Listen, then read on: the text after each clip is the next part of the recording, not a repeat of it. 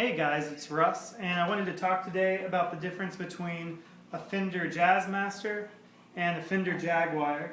They're very similar guitars. A lot of the time people don't really know the differences between them.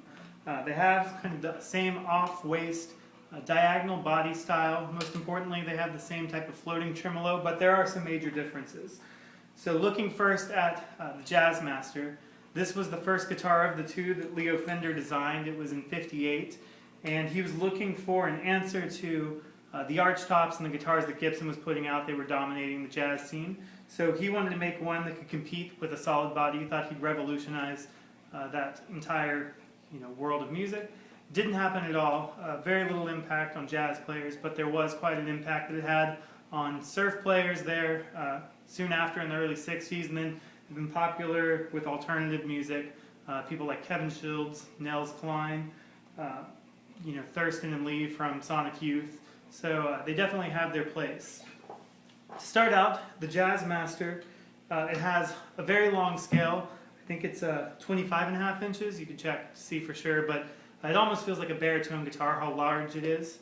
Leo really wanted to have a strong, thick presence with it.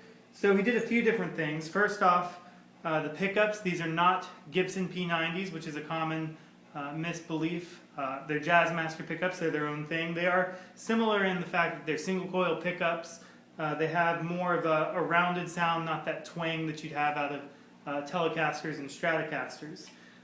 The other thing that Leo did that was very different here was he set up two completely separate electronic systems. You have on the bottom kind of a standard toggle switch that goes from bridge, middle, neck, and then you have your volume and your tone.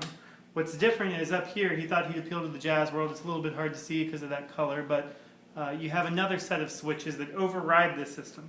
So this toggle switch, if it's down, these electronics are on. If it's up, it's going to be up here in the jazz setting. And you have separate volume and tone rollers. I'm sorry that Mr. Sarge is being so loud down there. We went for a run. He's still breathing heavy. Anyway. The jazz sound up here that was meant to really jump between these systems, and even if you're on the neck in the bottom position, it's going to be much thicker in the jazz position. Just as a default, the capacitors are different. Now the thing that really makes these guitars stand out, other than kind of their cool look, is the bridge, which is so different from the Stratocaster's synchronized tremolo. What you have here is a floating tremolo, so down within the guitar when you push this, there's a plate that moves forward. The point here was to keep intonation consistent across the bridge. There's some funny things that can happen with these bridges as far as staying in tune and having good intonation, but what really stands out is, other than the fact that you have a smooth tremolo that kind of has more of that Bigsby type of vibrato. You might use it just to kind of accent chords more so than that kind of Stratocaster. You even see there, it still goes smoothly no matter what. So you don't get those dive bombs, but you get great character out of it. Beyond that, you're going to have just a completely different type of tension on the strings. You can see how there's not a lot of pressure back behind the bridge, so you don't get a lot of sustain. You don't really have the flexibility to bend and let notes go for days. It's very different from a Strat or a Telecaster. But what you do have is just a different kind of texture in the timbre of the instrument. There's different overtones that you get because of the space back here. But you can also, just from letting everything ring out,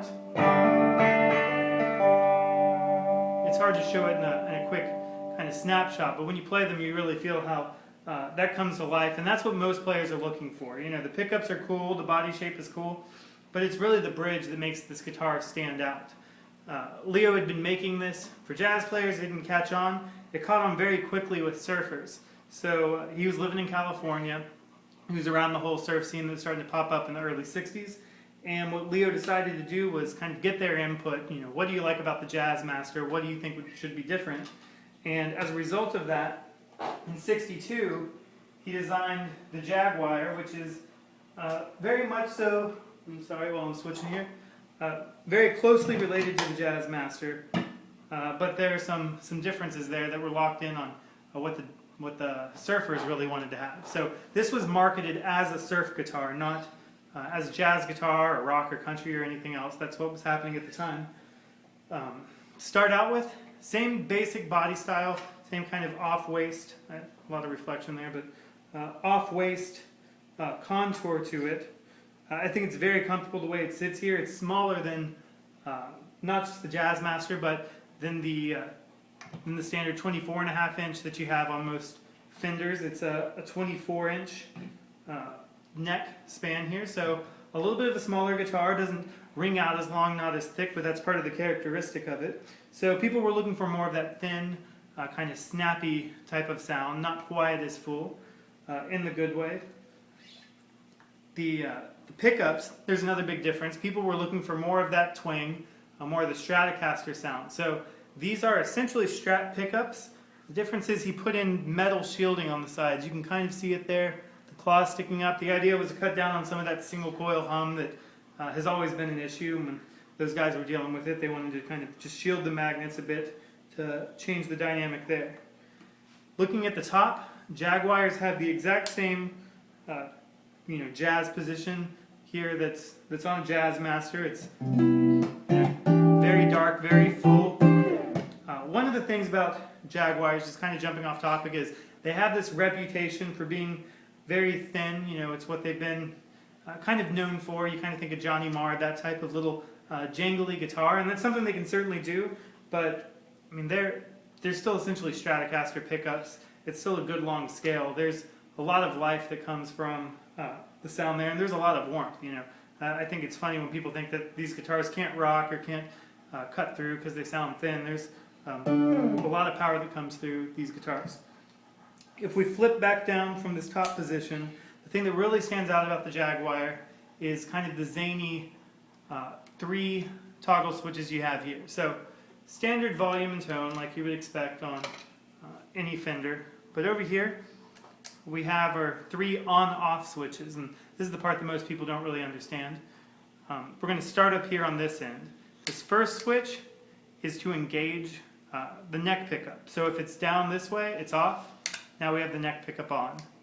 This one is for the bridge pickup, and then this one is a high-mid kind of cut knob. So what that does is kind of create that thin sound that a lot of the time people are thinking of. So here we are with just the neck, sorry, not the neck, the bridge going. And if we engage that switch, I'm at a low volume so it doesn't stand out a lot, but it's just going to take out some of the low end. It's going to take out some of the fullness. And actually, what I like to do is play the neck position, which is so full, and cut it a bit there. So you get kind of the tonal characteristics of the neck position, but it's not quite as woofy because they can be kind of woofy guitars. So again, this was built for surf. The big thing they wanted was to still have this tremolo system, have these strings that go back behind the bridge and get those great overtones. But the big change here is really the switching and the length of the guitar.